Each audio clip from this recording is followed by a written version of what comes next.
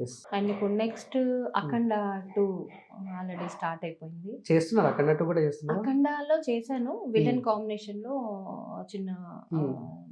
నా దృష్టిలో అది చిన్నది కాదు. ఆయన దగ్గర వర్క్ చేయడం అంటేనే అదృష్టం ఉండాలి. అవునవును.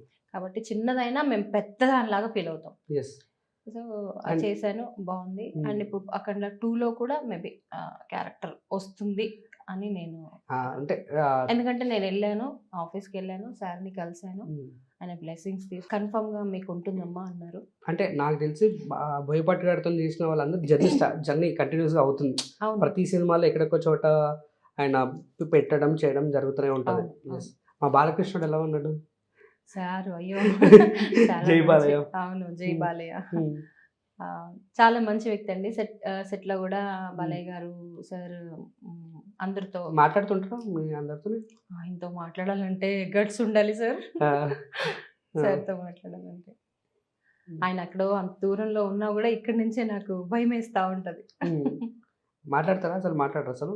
ఆ! మాట్లాడతారు. వెళ్లి హ్మ్. మాట్లాడితే కన్ఫర్మ్‌గా హాయ్ హ్మ్. సార్ అంటే హాయ్ అమ్మ అంటారు. కానీ కాకపోతే మాకు ధైర్యం ఉండాలి ఆయన దగ్గరికి ఎళ్లి వెళ్లి మాట్లాడాలి. మాట్లాడాలంటే.